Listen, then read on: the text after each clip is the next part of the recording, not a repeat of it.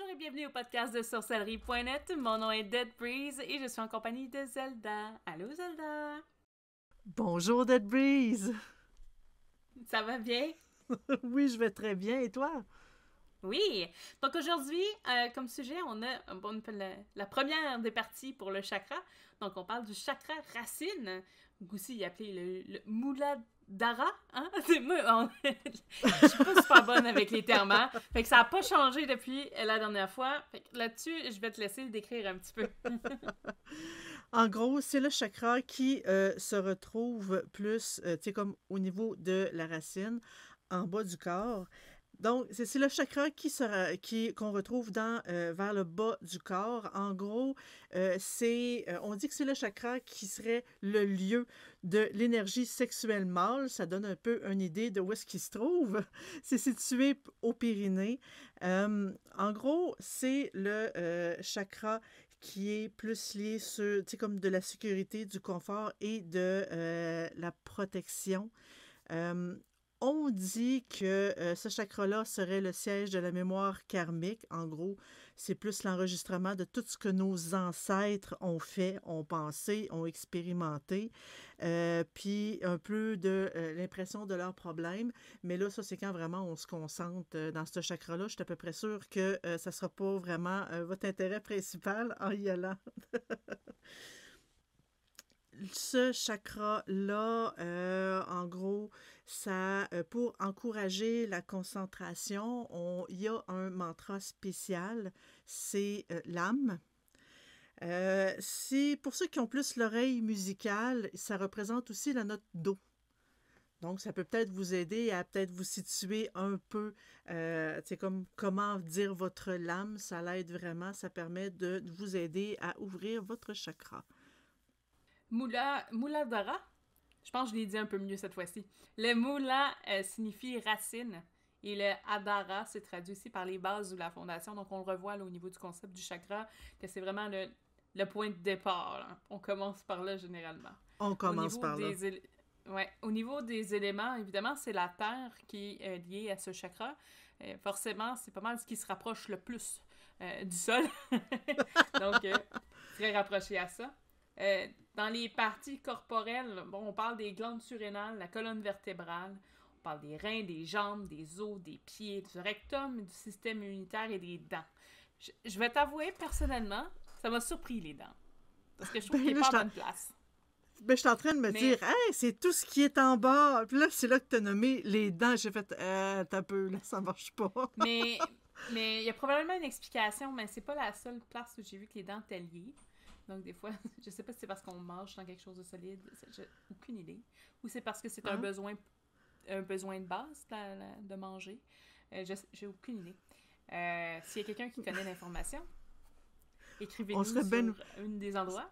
S'il vous plaît. On aimerait bien savoir cette information-là. Je vais te laisser Oui. continuer. Oui. En gros, ce genre de chakra-là, c'est sûr que c'est important d'ouvrir nos chakras puis de les balancer. Parce que quand ce chakra-là, en particulier, est débalancé, ben, on peut succomber à nos bas instincts sexuels, on peut succomber à de la grande colère. Et évidemment, on parle de bas instincts sexuels, c'est sûr que c'est pas mal dans la zone. Euh, mais pour, tu sais, comme, puis non aligné aussi, ça peut amener de l'anxiété, de la nervosité, vous pouvez être étourdi. Euh, Contrairement à s'il n'est pas aligné, si par exemple votre chakra est hyperactif, s'il est comme il produit trop, ben ça, vous pouvez être incapable de faire des progrès dans votre vie, avoir des relations qui sont plus stagnantes. Donc, c'est pour ça que le mettre vraiment au pas, si je peux dire ça comme ça, c'est vraiment le mieux pour votre santé, pour vous, autant mentale que physique. C'est pour ça que, tu sais, je mentionnais que c'est plus le chakra de la sécurité du confort, parce que, justement, c'est lui qui est la base, finalement, pour une bonne santé mentale. Puis aussi, ben, un débalancement chakral, ça a beaucoup d'effets, donc beaucoup de changements. On parle aussi de l'inhabilité à faire confiance à la nature. Donc, on se sent déconnecté. Je pense que c'est quelque chose qui est quand même important. On parle aussi que au niveau psychologique, on peut avoir des problèmes identitaires qui peuvent se faire ressentir si vous avez un débalancement au niveau du chakra racine. Il y a peut-être des blessures familiales qui peuvent ressortir ou qui peuvent vous atteindre un peu plus. Donc, c'est de faire attention ou peut-être voir ça un peu comme un signe si vous êtes facilement atteint ou que vous vous sentez justement déconnecté. Est-ce que c'est un problème au niveau de ce chakra-là que vous avez besoin de vous reconnecter à la Terre en tant que telle, là? On se sent aussi très insécure de remplir des besoins de base. Donc, on parle aussi de la nourriture, les abris, vêtements, amour. Je pense que ça vient toucher les dents, ça, un petit peu de ce que je parlais un petit peu plus tôt. La nourriture. Des besoins de base, exactement. Donc, en fait, c'est comme qu'on est dans un sentiment d'insécurité à cause du débalancement. Mais il y a des choses qu'on a plus de misère. La nourriture, peut-être qu'on fait du binge eating, comme on dit en anglais, là, on se gave dans la nourriture, on essaie de compenser un manque par là. Au contraire, il y en a qui vont faire, justement, vont arrêter de manger, ce qui est pas, ne faites pas ça, mais qui vont arrêter de manger de moins en moins. Abri, donc les besoins au niveau avoir un inconfort du logement, peut-être être sans abri, tout ça. Je dis pas que parce que vous êtes sans abri, votre chakra va pas bien. C'est plus, peut-être que vos besoins, vous avez plus de misère à les atteindre ou pour les combler en tant que tel à ce niveau-là. Même chose des amours, si vous avez de la misère à vous attacher à quelqu'un, c'est toujours la même histoire, là, c'est toujours le même problème d'attachement. Mais peut-être qu'il y a un débalancement au niveau chakral. Je ne dis pas que c'est exactement ça, mais ça peut faire partie, ou sinon, peut-être le rebalancer peut juste améliorer les choses. On est aussi incapable de progresser dans nos vies, ou même à des niveaux professionnels. Donc, c'est de faire attention à ce qu'à chaque fois que vous faites un pas, ben, vous avez l'impression d'en faire 3 en arrière, parce que il n'y a jamais rien qui marche, ou ça ne fonctionne pas. Mais peut-être que justement, ça serait quelque chose à vérifier à ce cas-là. Vous pouvez aussi créer un hôtel pour aider à équilibrer ce chakra-là.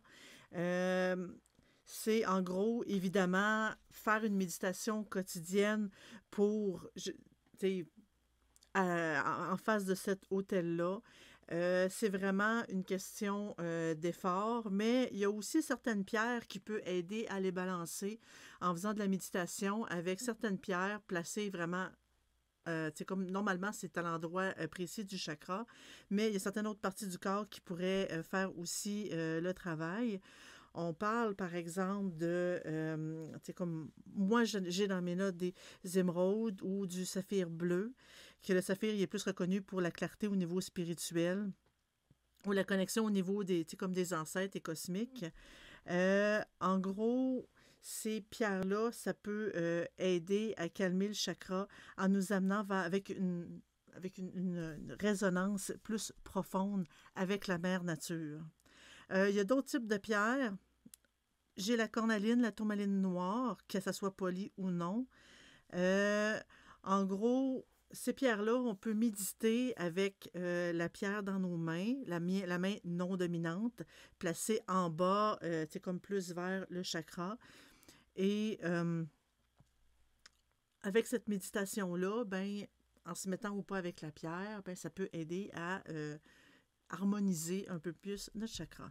Par rapport aux cristaux, dans les documents que j'avais aussi la jaspe rouge, le rubis, quartz fumé, l'onyx et l'aventurine rouge, qui peut être aussi très intéressante à ce niveau-là pour le chakra. Disons qu'on a quand même un bon choix de pierres, là. Peu importe les chakras qu'on va prendre, il y a beaucoup de possibilités. Sinon, lors des séances de méditation, ben, c'est toujours bien de mettre comme de l'encens ou d'huile essentielle pour nous aider à nous concentrer au niveau olfactif. Donc, j'avais quelques suggestions. Delbé, tu pourrais peut-être compléter.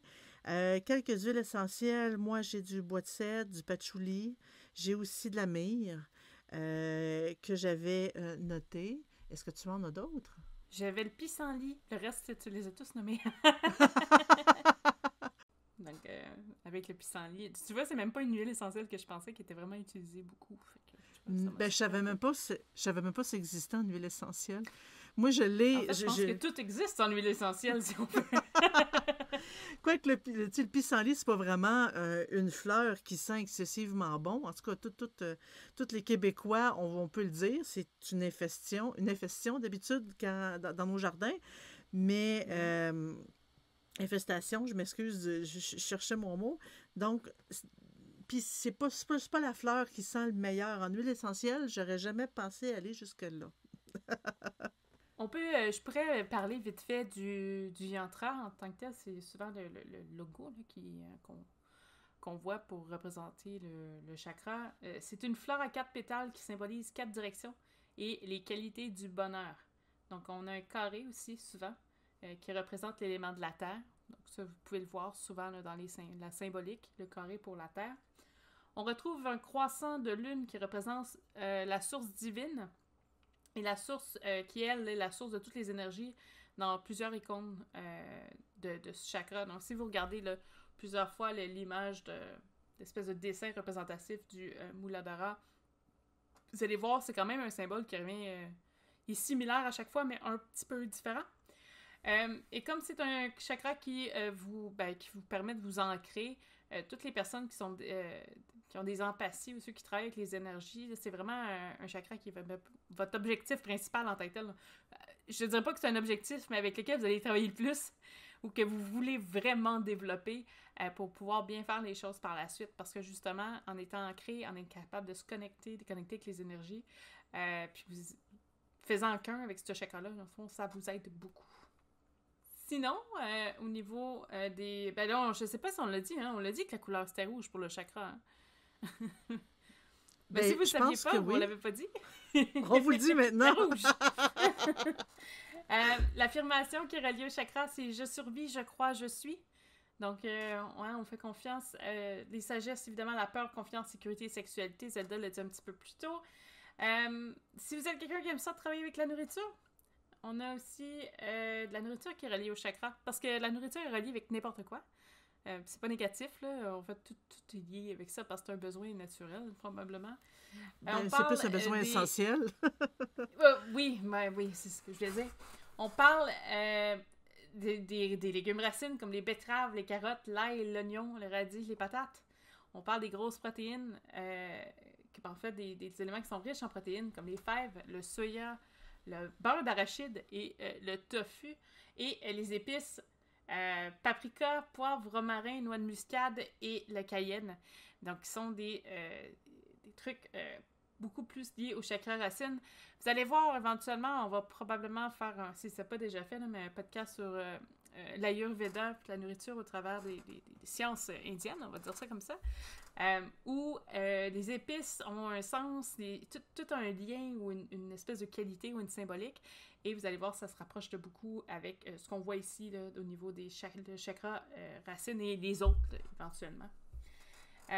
Faut pas oublier que c'est un chakra qui possède la plus basse des vibrations. C'est le plus lent. C'est celui qui est pourtant le plus dense parce qu'il tient en place toutes les autres parties du corps. Donc, on faut l'imaginer un peu comme une pyramide, puis c'est la base de la pyramide, simplement. Parce que finalement, si on n'a pas de base, tous les autres chakras au-dessus vont mal fonctionner aussi. C'est vraiment celui qui est quand même... On commence par lui. C'est un des plus importants aussi, là. C'est sûr que les autres aussi, là, mais ce que je veux dire, c'est que lui doit être bien aligné pour aider les autres à être bien alignés aussi. C'est pas pour rien qu'il s'appelle Racine, parce qu'il s'enracine, il nous permet de vraiment se rattacher, s'ancrer. Il s'assure de votre sentiment de sécurité, on en a entendu un petit peu plus tôt. Quand vous êtes en balance avec votre chakra, vous avez une forte reconnaissance de ce qui est bon ou mauvais au niveau moral. Vous avez une confiance en soi, donc vous savez un peu plus où faire vos choix et prendre les bons chemins. Vous savez un petit peu plus à qui vous faites affaire et à qui faire confiance au niveau de vos besoins. Vous choisissez vos batailles. Tu sais, c'est important, ça, dans la vie, choisir ses batailles. Si votre chakra fonctionne bien, ça vous aide. Vous prenez des bons choix. Il représente la base de la vie sur Terre. Donc, on l'associe généralement au retour karmique des expériences passées On explique aussi qu'il représente donc les mémoires karmiques, qui est une mémoire qui est aussi reliée à nos ancêtres. C'est comme une empreinte sur des événements ou des énergies majeures. Je vais faire un clin d'œil qui n'a aucun rapport avec la sorcellerie, mais pour les gamers, c'est un peu comme si vous jouez à Assassin's Creed, là. Ça retrace les traces du passé. C'est un petit peu d'humour quand même, là. Ça vous permet aussi, ce chakra-là permet aussi de faire une vibration sympathique avec les énergies terrestres, mais aussi les énergies sexuelles. Donc, c'est pas juste des trucs qui sont vraiment terre à terre, comme on dit. La sexualité aussi est importante, autant chez les hommes que chez les femmes. On parle du Kundalini. Ça aussi, je crois qu'on en a déjà parlé, je crois, du Kundalini dans le passé. Je crois quand que on parlait des chakras en général.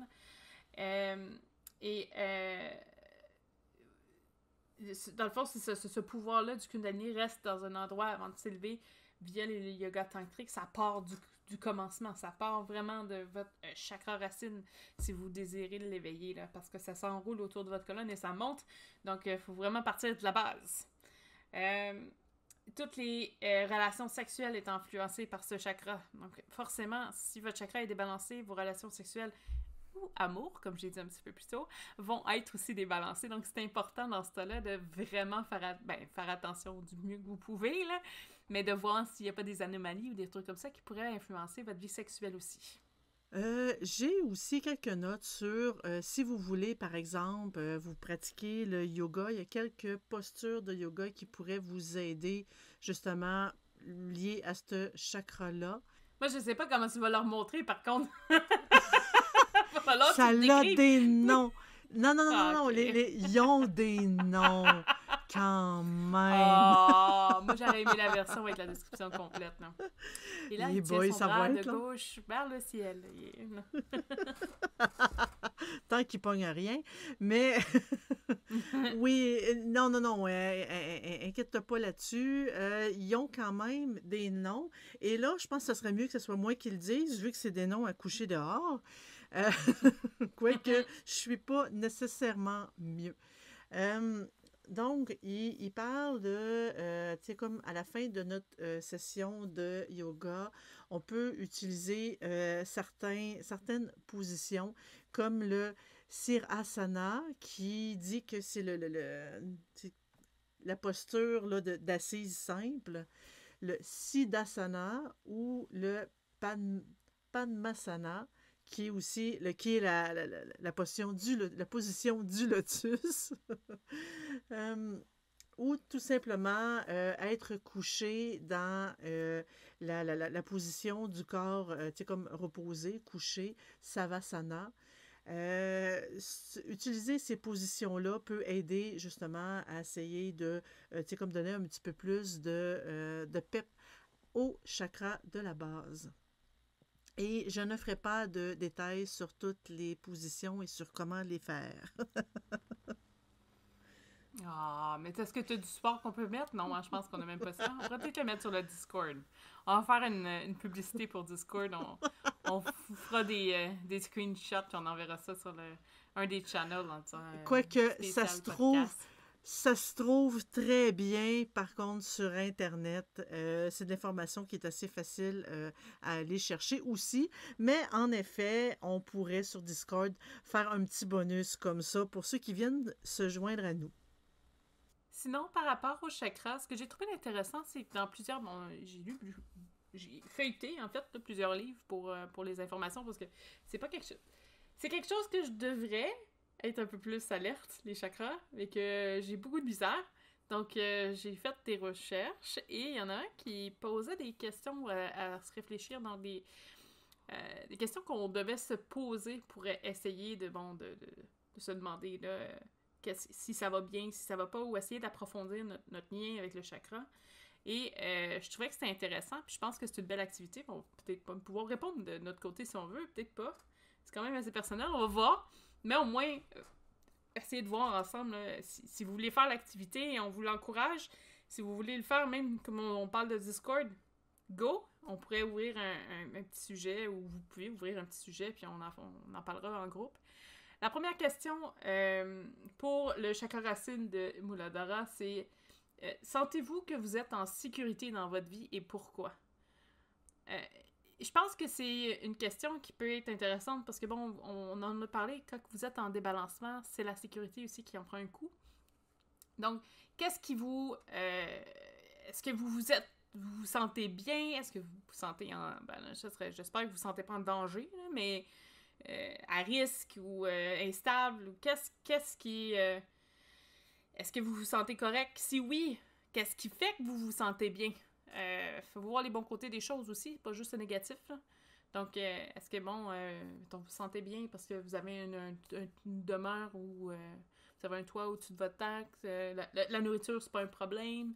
Avec l'inflation, ça reste toujours que c'est stable. Est-ce que c'est des choses comme ça qui... Essayez de réfléchir, qu'est-ce qui fait que ce besoin-là, il est comblé? Je pense qu'on ça sert à rien que nous on réponde, par contre, là, je vais être honnête avec toi, je pense pas que c'est comme des questions personnelles, là, parce qu'on a toutes des vies différentes, fait que même si On a toutes des vies différentes, que, puis encore là, on pourrait répondre aujourd'hui, puis la réponse pourrait être complètement différente demain ou dans un an. Ces questions-là, si quelqu'un veut vraiment plonger dans les chakras, puis tout ça en détail, je pense que c'est quelque chose que vous pouvez vous noter, puis quitte à vous poser la même question à tous les mois, ou est-ce qu'il y a des choses qui changent, ou est-ce que c'est toujours la même réponse? Donc, c'est à voir. Deuxième question, c'est qu'est-ce qui vous permet de vous sentir en sécurité? Et sinon, qu'est-ce qui ne marche pas? Donc, ça ressemble beaucoup à la première, mais c'est vraiment de pointer c'est quoi qui fait en sorte que vous êtes bien. Si vous avez zéro sécurité, c'est une autre histoire, là, mais d'habitude, on est capable de trouver au moins un ou deux trucs qui font en sorte qu'on se sent mieux. Que c'est pas juste du négatif non plus. Ça peut être, je sais pas moi, l'aisance financière, je sais pas, de l'amour. Ça va bien à l'école, ça va bien au travail. Il y a plein de choses qui peuvent arriver en ligne de compte. Vous, qu'est-ce qui vous fait en sorte que vous êtes capable de vous sentir bien? Comment incorporez-vous la nature dans votre routine physique et vos espaces sacrés? Parce qu'on a parlé un petit peu plus tôt, la terre, bon, c'est vraiment l'élément principal, c'est vraiment on s'enracine, on est lié avec la nature aussi, on est lié avec notre environnement. Donc, est-ce que tous les jours, est-ce que vous prenez une marche avec votre chien dans les forêts, ou juste vous, là, vous êtes pas obligé d'être avec un animal, mais est-ce que vous avez des plantes à la maison? Est-ce que c'est pas vraiment des questions, c'est plus essayer de voir qu'est-ce qui fait en sorte que la nature est présente autour de vous, ou est-ce qu'elle l'est tout simplement? Peut-être que vous vivez dans un appartement, vous n'avez pas accès, mais est-ce que vous avez autre chose pour compenser? Est-ce que vous avez un peu un lien avec cette nature-là qui vous entoure? Je pense que c'est quelque chose qui peut être le fun à explorer. Puis en même temps, vos espaces sacrés, Zada a parlé d'altar un petit peu plus tôt. Même chose, est-ce que vous avez un petit endroit pour vous recueillir, qui fait en sorte que vous êtes capable d'aller chercher peut-être ce petit sentiment de sécurité au niveau de votre foi, de votre propre personne, parce que je pense que les chakras, c'est aussi un espèce de regard envers soi. Est-ce que vous avez ça de votre côté? Et la dernière question est quels sont les totems qui vous protègent dans votre vie et pourquoi? Est-ce que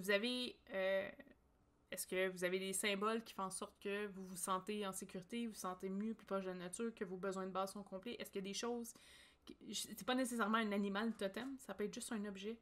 Des petits trucs que vous sentez que ça vous protège. Il y en a beaucoup qui utilisent des cristaux ou des éléments de la nature, genre une branche de tel arbre ou tout ça, pour essayer de se protéger dans sa maison. Est-ce que c'est un truc comme ça que pour vous, ça des vous bijoux aide à vous protéger? Des bijoux. Il y en a beaucoup, c'est des bracelets, des colliers, des bagues.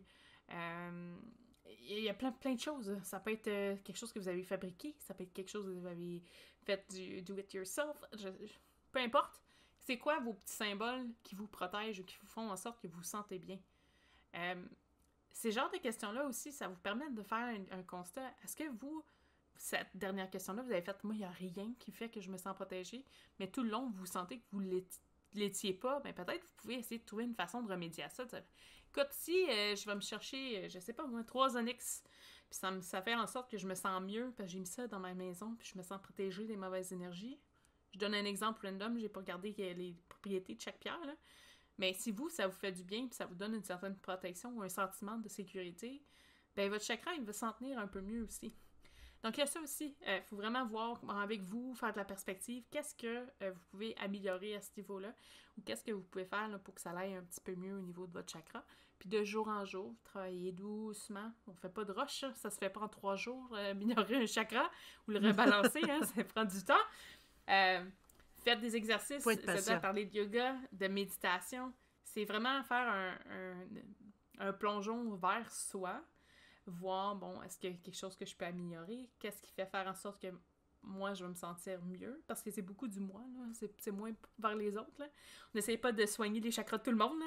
Concentrez-vous sur le ventre pour débuter. Après, on peut aider les autres, mais c'est très personnel aussi comme voie. Puis c'est correct, là, parce que je pense que c'est important aussi qu'il y a des moments que c'est un peu du self-care, là. Donc, de prendre soin de soi, c'est l'idéal, là. Bien, pour pouvoir prendre soin des autres, il faut avant tout prendre soin de soi, parce que si nous, on est en forme, c'est là où est-ce qu'on peut aller aider les autres, parce que sinon, ben, on va se retrouver à terre, pas d'énergie, malade et tout. Il faut commencer par penser à soi et après, on pense aux autres. Ici, ça ne veut pas dire d'aller prendre la nourriture dans l'assiette du voisin, mais c'est vraiment il faut s'occuper de soi en premier. Donc, c'était ça pour le premier des plusieurs podcasts sur les chakras, hein, parce qu'il n'y en a pas juste un. On vous rappelle aussi qu'on est en live stream les samedis matins, 8h30 heure québécoise, 2h30 heure européenne. On est aussi, on fait des live streams, on fait des unboxings, à date 2 compagnies. Des fois, ça peut changer, fait que j'ose pas donner le nombre, parce que peut-être que, comme vous allez entendre, vous, puis il va y en avoir une de plus ou une de moins, on sait pas. Mais on fait des sujets aussi. On fait des sujets, ça tient des débats, des fois on fait un petit peu de gaming. Donc on fait plein de choses différentes. Puis on est très ouverte aussi, si jamais vous avez des suggestions, des choses que vous voulez qu'on explore, on peut le faire aussi. Les podcasts sont disponibles les mercredis. Donc vous pouvez aller sur Spotify et sur YouTube. On a un paquet de listes de sites qui nous publient. Je n'ai pas la liste devant moi, mais si vous cherchez sorcellerie.net, d'après moi, vous devriez atteindre un de ces endroits-là. On fait partie aussi du site de sorcellerie. Oui, on fait du site de sorcellerie.net. Il y a des petits changements sur le site, donc de voir là, qu'est-ce qu'il y est. Hein? On va avoir du nouveau contenu bientôt. Les trucs sont en train de changer, fait que je vais pas m'avancer pour pas dire quelque chose, puis finalement, c'est pas ça qui arrive quand le podcast il sort. Donc, surprise, ça s'en vient. On travaille sur des trucs, vous allez aimer ça. Oui, puis si vous voulez avoir accès, anciennement, on pouvait avoir accès au forum sur le site. Ils sont maintenant sur Discord, donc la discussion est plus directe, est plus active, est plus vivante. Donc, venez nous rejoindre sur le Discord. Il y a le lien dans le menu en haut du site sorcellerie.net. Puis on est toujours là si jamais vous avez d'autres questions aussi. On va pouvoir vous répondre. Et d'autres membres aussi vont pouvoir vous répondre en même temps. Parfois avoir plusieurs opinions, c'est le fun. Sur ce, on vous souhaite une excellente semaine. Puis on se revoit la semaine prochaine. Merci! Bye! Bye tout le monde!